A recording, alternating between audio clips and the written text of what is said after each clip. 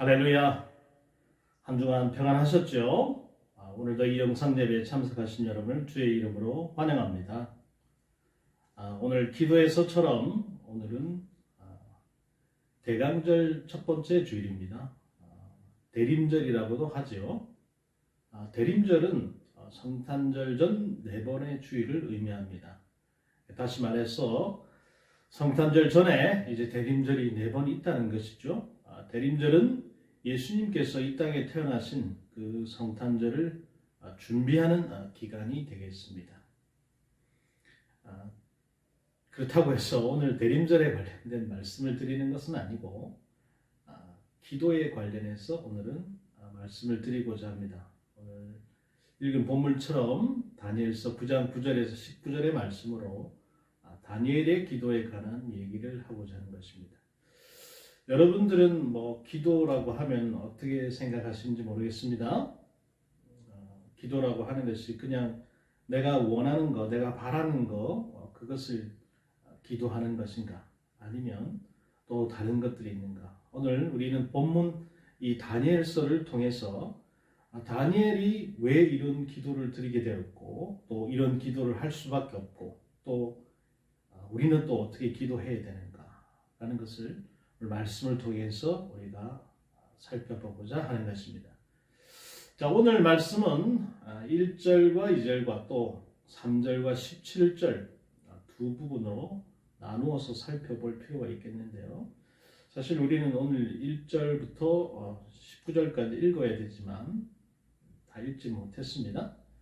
자, 그래서 앞부분에서 이 다니엘이 예루살렘의 서책에서 깨달은 그 70년의 의미가 무엇인지 그것에 우리는 초점을 좀 맞춰볼 필요가 있어요.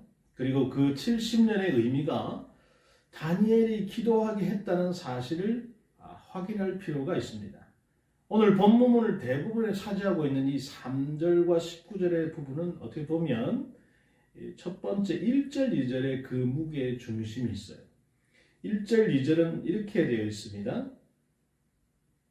메대 족속 아하수르의 아들 다리오가 갈대아 나라 왕으로 시험을 받던 첫 해, 곧 그 통치 원년에 나 다니엘이 책을 통해 여호와께서 말씀으로 선지자 예레미야에게 알려주신 그 연수를 깨달았나니 곧 예루살렘의 황폐함이 70년 만에 그치리라 하신 것이니라 라는 말씀이에요.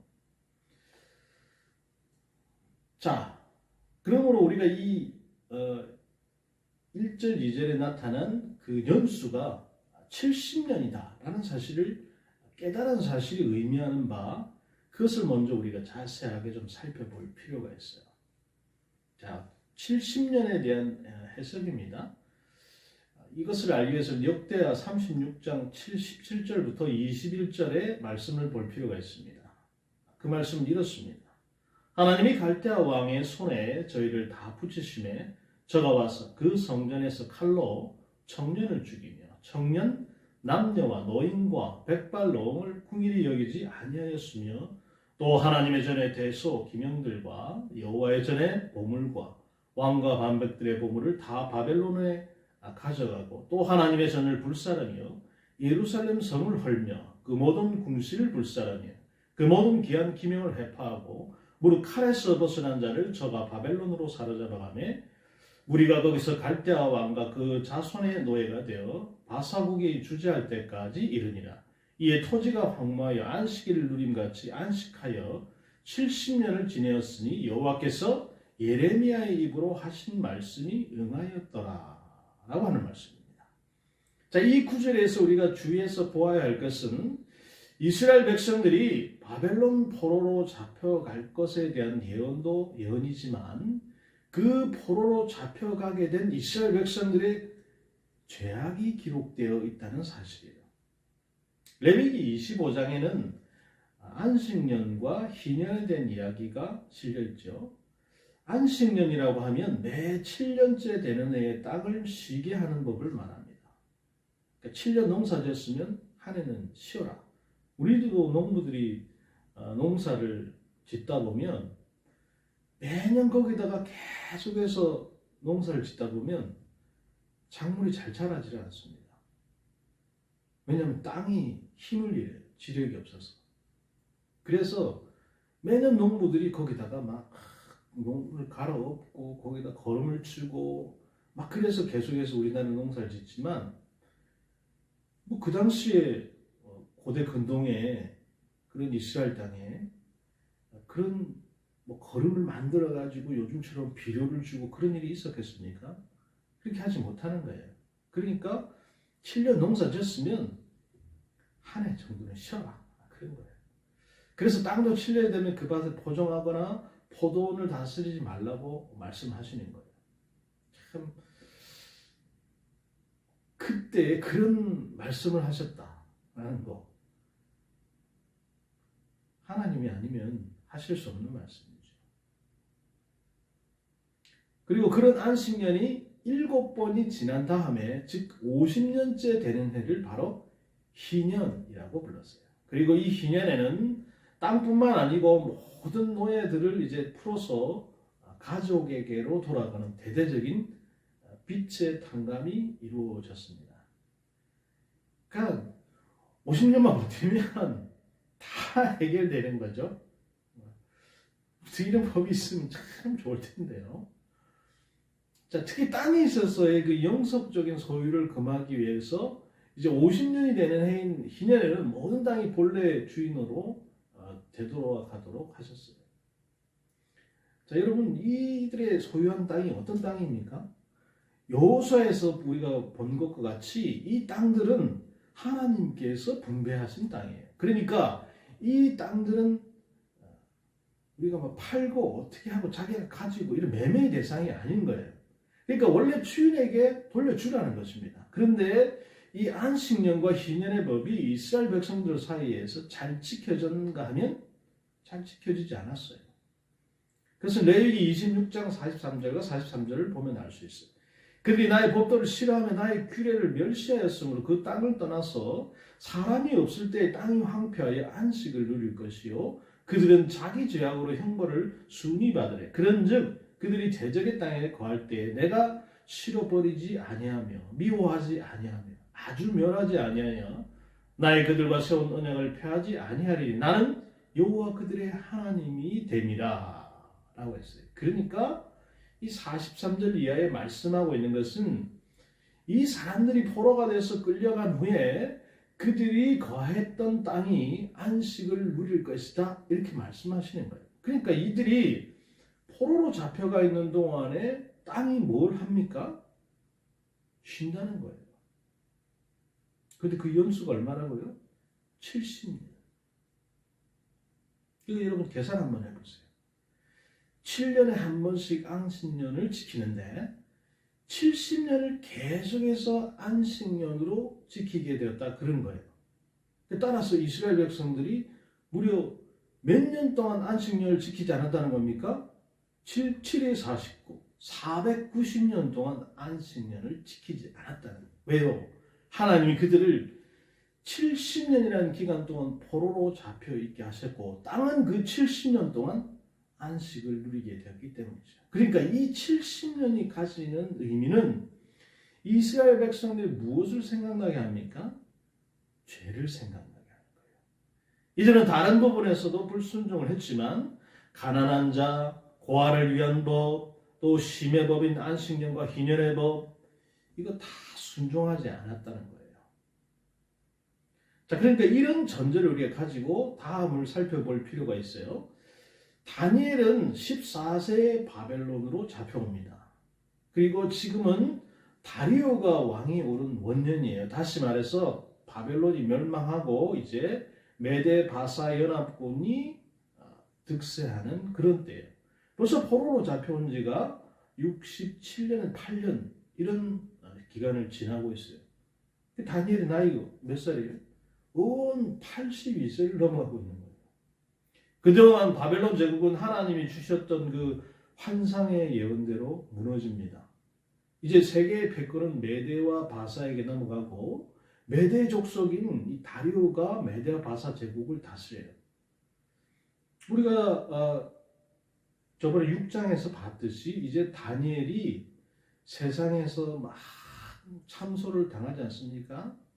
그런데 오히려 하나님의 도우심을 힘입어서 세상을 이겼을 뿐만 아니고 바벨론 다음 제국인 이 메데 바사에서도 총리 중에 총리, 그 우두머리로서 중요한 직책을 맡고 있다는 사실을 우리가 봤어요.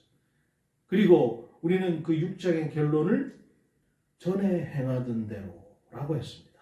그런데 오늘 본문에 또한 기도의 사람이 다니엘뿐만 아니라 말씀의 사람 다니엘의 모습이 잘 나타나 있어요.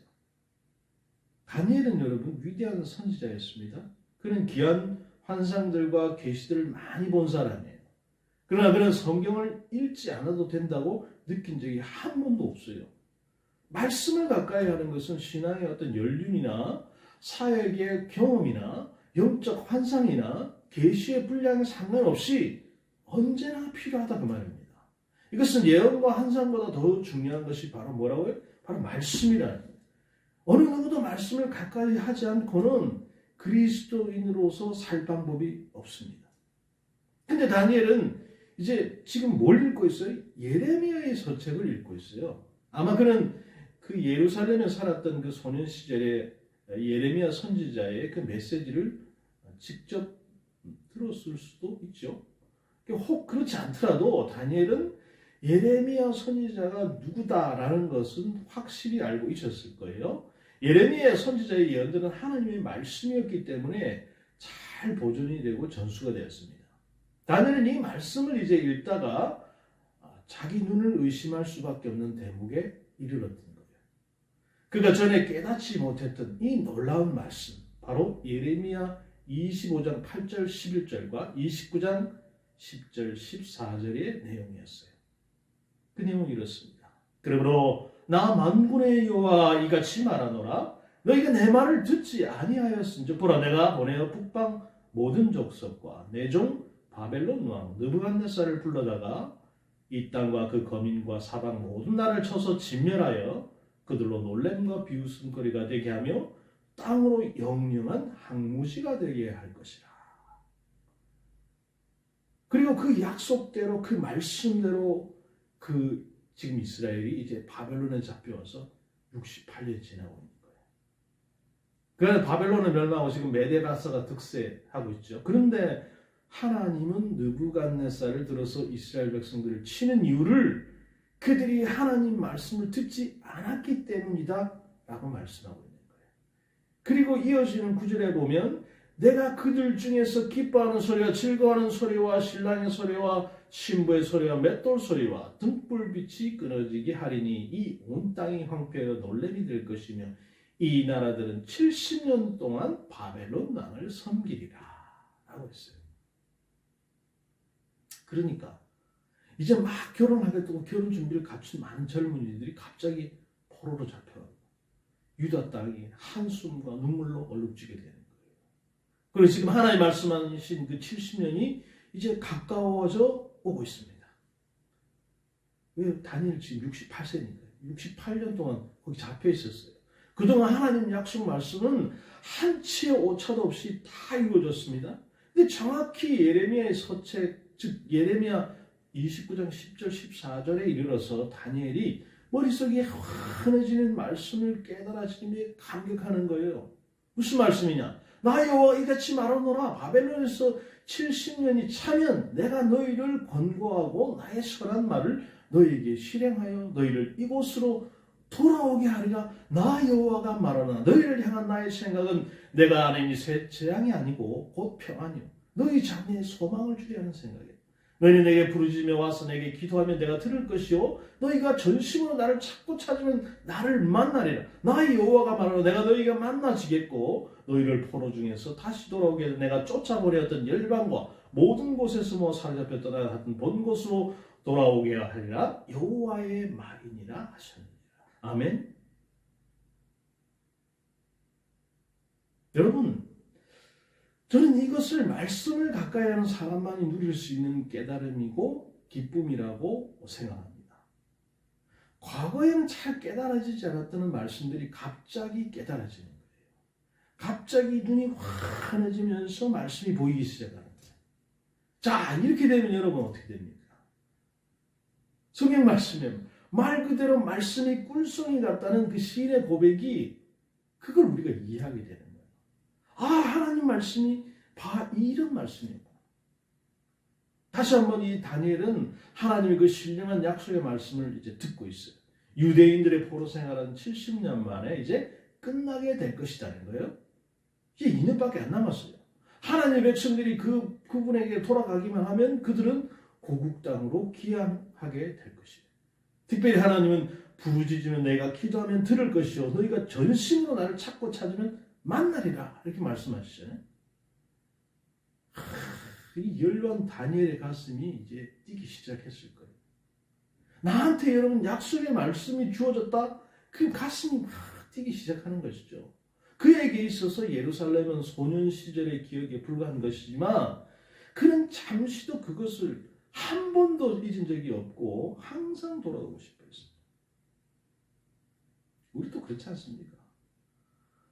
내가 태어났던 곳, 그 고향이 참 별로 아름답지 않은 기억이라도 사람은 이 기소 본능이 있어서 꼭 돌아가고 싶어요.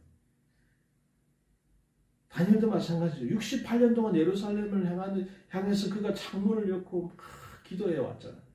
이제 그는 70년이 끝나면 하나님의 백성들이 고국으로 귀향하게 된다는 약속의 말씀을 그가 읽고 있는 겁니다.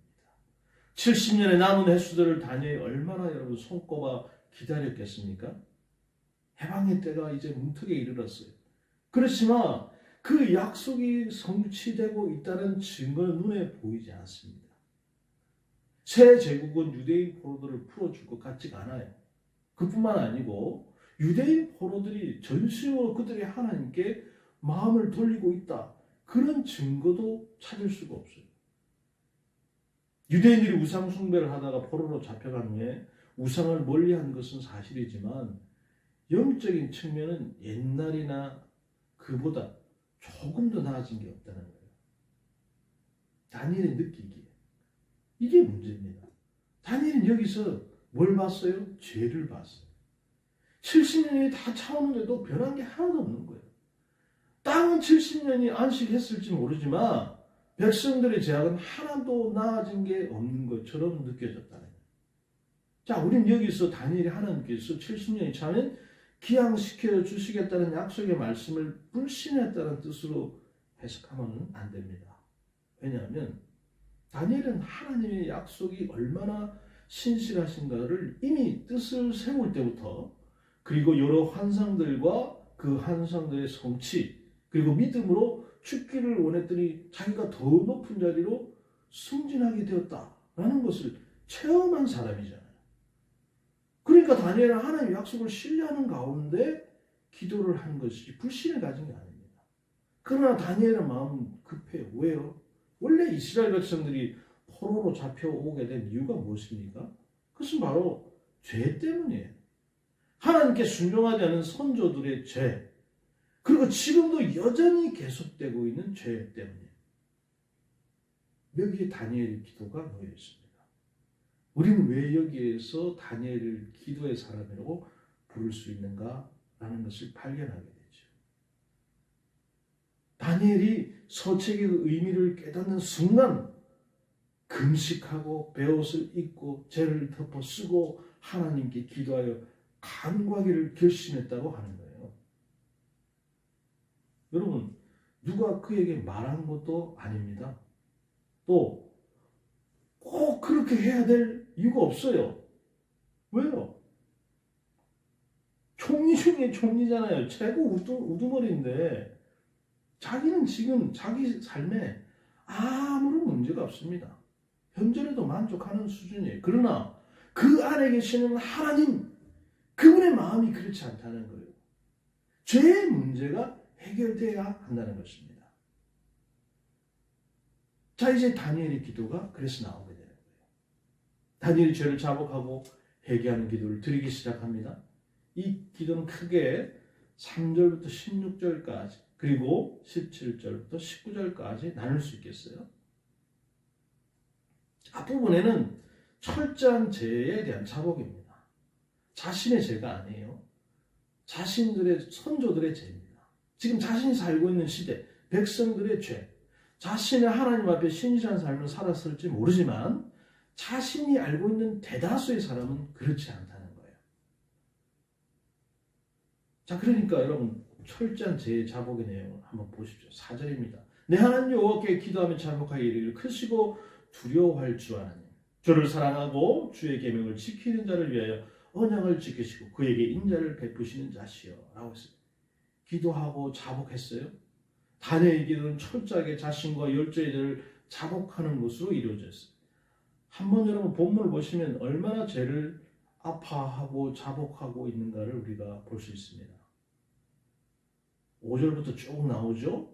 범죄하여 패역하며 해악하며 반역하여 주의 법도와 규례를 떠났다.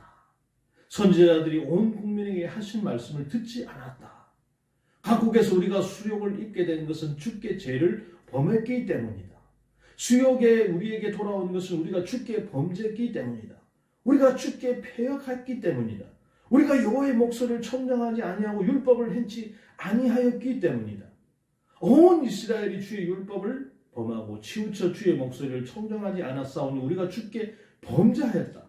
죄악을 떠나고 여호와의 진리를 깨닫도록 하나님의 은총을 간구하지 않았다. 우리가 여호와의 목소리를 청정하지 않았다. 우리가 범죄하였고 악을 행하였다. 그리고 16절에 우리가 우리의 죄와 우리 열조의 죄악을 인하여 예루살렘과 주의 백성 사면에 있는 자에게 수욕을 받았다. 이런 건 어떻습니까? 얼마나 깊이 자복하고 있습니까?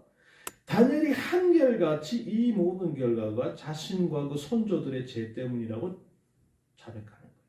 하나님의 목소리를 청종하지 않고 율법을 지키지 않았다는 겁니다. 더 나아가서 죄악을 떠나도록 기도하지도 않고 말씀을 깨닫도록 기도하지도 않은 것도 죄라는 거예요. 그리고 지금 자신들이 죄에 있는 이 모든 결과가 죄에 대한 하나님의 진노다라는 것입니다. 이게 여러분 예레미야 서책에서 깨달은 바로 70년의 그 의미였던 것이죠. 자, 이제 그가 깨달았어요. 그런데 그 깨달은 게, 그 기도하는 게 누구를 위해서 기도를 하는가? 다니엘 자신을 위해서 기도하는 게 아닙니다. 하나님 당신을 위해서 주의 얼굴빛을 주의 한편성소에 비춰달라고 기도했어요. 다니엘이 위해서가 아닙니다. 패역한 그 백성을 위해서가 아닙니다. 하나님의 영광이 땅에 떨어지고 하나님의 백성들이 이 땅에서 수욕을 받고 있는 것을 위해서 기도하는 거예요. 그리고 그 70년이 지금 다 왔어요. 그러나 그 70년이 가까워져 오는 것과 여전히 존재하고 있는 죄, 그것이 다니엘을 기도하게 했던 것이죠. 사실 주님은 이미 예레미야 서책을 통해서 너희는 내게 부르짖으면 와서 내게 기도하면 내가 너희들을 들을 것이고 너희가 전심으로 나를 찾고 찾으면 나를 만나리라 라고 말씀하신 적이 있잖아요. 그러니 다니엘이 기도할 수밖에 없잖아요. 우리 한편 상황과 주의 이름으로 일컫는 성을 보아달라는 거예요. 그리고 긍휼을 베풀어 달라는 것입니다. 그리고 다시 한번 간구하기를 주 자신을 위하여 하시옵소서라고 했어요. 예루살렘은 주의 성이고 이 백성들 또한 주님의 백성들이라는 것이에요. 지금 이 기도는 예레미야의 서책으로 말미암아서 70년에 대한 연수를 깨달은 후에 하는 기도라는 것을 여러분 기억하십시오. 무엇이 여러분 다니엘에게 이런 기도를 하게 만들었습니까? 그래서 1차적으로 여러분 말씀입니다. 하나님의 말씀을 깨닫고 나니까 기도할 마음이 생겼다고 하는 거예요. 말씀을 보면서 다니엘은 죄를 봤어요. 자신과 선조들의 죄. 그러나 여러분 간과할 수 없는 사실은 이미 6장에서 다니엘은 전에 행하던 대로 하루에 3번씩 기도해왔던 사람이라는 사실을 우리가 봤습니다. 그러므로 그러한 꾸준한 기도 생활에 말씀을 깨닫고 나니까 그 깨달음으로 인해서 금식을 하게 되고 기도를 했다는 거예요. 사랑하는 여러분, 기도가 무엇입니까? 우리는 어떤 때에 어떻게 여러분 기도를 해야 하는 것입니까?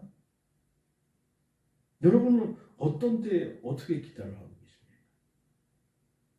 오늘 우리는 이 다니엘의 기도 생활을 이렇게 정리해 볼 수 있어요. 그 첫 번째는 전에 행했던 대로 말씀과 기도에 충실한 생활을 했다는 것입니다. 말씀과 기도. 두 번째는 말씀을 가까이 하는 중에 말씀에 대한 깊은 깨달음을 얻게 되었다는 것이죠. 그리고 세 번째는 말씀에 대한 깨달음으로 선조들의 죄를 보게 되었어요. 그래서 깊은 죄에 대한 자복으로 나아가게 되었다는 것입니다. 그런 후에 주 자신을 위하여 죄를 사하시고 영광을 회복시켜 달라고 했어요. 결국 여러분 이 기도의 결론이 무엇입니까? 주 자신을 위하여입니다. 다니엘은 주의 성과 주의 백성을 위해서 긍휼을 베풀어 달라고 했어요. 자신이 잘 되고 내가 뭐 어떤 큰 영화를 누리고 나의 번영을 위해서 그게 아니죠. 주 자신을 위해서. 저는 여기서 여러분 두 가지를 강조해서 말씀드리고 싶습니다. 바로 이 기도와 말씀. 이것을 관통하는 말은 바로 전에 행하던 대로입니다. 우리가 꾸준히 말씀을 보고 꾸준한 기도 생활을 하는 것만이 영적으로 승리할 수 있는 비결이다 그 말이죠. 그렇게 말씀을 가까이 하는 사람들에게 깨달음의 기쁨이 여러분 주어집니다. 그리고 그 깨달음을 가지고 기도하는 사람은 먼저 죄에 대해서 민감해진다는 사실이에요. 자신의 죄 문제를 날마다 심각하게 하나님 말씀 앞에 씨름하지 못하는 것은 영적으로 둔감해지고 있다는 증거인지도 몰라요. 그러나 여러분 이 기도의 정점에는 주님 자신을 위하여에 있다고 저는 생각합니다. 우리가 잘 아는 바 마태복음 6장 33절에 너희는 먼저 그의 나라 그의 의를 구하라 그리하면 이 모든 것을 너희에게 더하시리라. 그 말씀을 기억하잖아요. 그리고 다니엘의 기도가 바로 이 말씀에 가장 합당하다는 결론을 얻게 되는 거예요. 지금 우리가 사는 시대 어렵습니다. 그전에도 뭐 어려웠죠. 그래서 여러분 우리는 기도하기를 원하는 거예요. 주님이 우리의 어려움을 해결해 주시도록. 그렇지만 여러분 우리가 놓치지 말아야 하는 게 있어요. 사실은 이게 우리를 위해서가 아니고 주님 자신을 위해서라는 것입니다. 먼저 그 나라와 그 의를 구하는 기도인가 라고 하는 것을 먼저 살펴봐야 된다는 거예요. 사랑하는 여러분, 우리 기도합시다. 그리고 간구합시다. 그러나 나의 사리사욕을 위해서는 하지 맙시다. 주님의 나라 그 영광을 위해서 하십시오.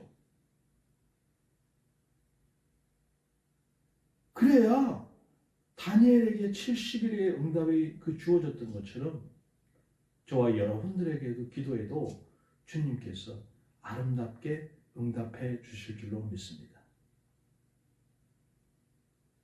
사랑하는 여러분, 오늘 이 말씀을 통해서 우리의 기도는 어떠해야 하는가 다시 한번 돌아보게 되는 것입니다.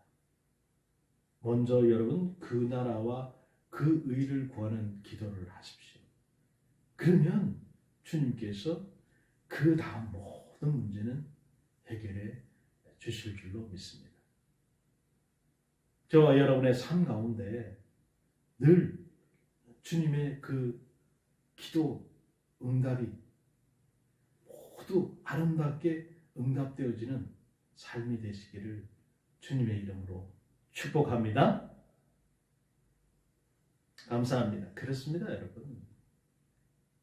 먼저 그 나라와 그 의를 구하라고 하는 거예요. 다니엘도 마찬가지입니다. 자신을 위해서 기도하지 않았어요. 그 열조의 죄를 위해서. 그리고 지금 현재 우리들의 죄를 위해서. 한 주간 여러분도 이 말씀 다시 한번 되새겨 보시면서 나는 어떻게 기도하고 있는가? 내 기도는 왜 응답이 되지 않는가? 나는 어떻게 기도해야 응답을 받을 수 있는가? 다시 한번 돌아보시는 귀한 시간이 되었으면 좋겠습니다. 한 주간 또 평안하시고 우리는 다음 주에도 또 영상 예배로 찾아뵙도록 하겠습니다. 한 주간 주 안에서 승리하시기 바랍니다.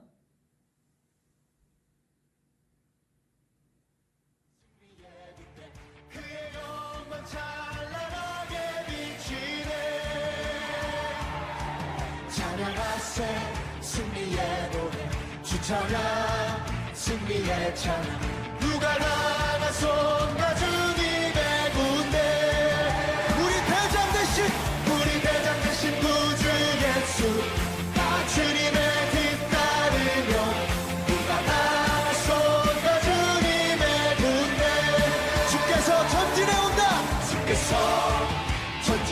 온다 그의 강파 승리의 군대 그의 영광 찬란하게 비치네 찬양하세 승리의 노래 주 찬양 승리의 찬양 누가 당한 손과 주님의 군대 우리 대장 되신 구주 예수 나 주님의 뒤따르며 누가 당한 손과 주님의 군대 우리 대장 되신 구주 예수 나 주님의 뒤따르며 누가 당한 손과 주님의 군대 우리 대장 되신 구주 예수 나 주님의 뒤따르며 누가 당한 손과 주님의 군대 저 성벽을 향해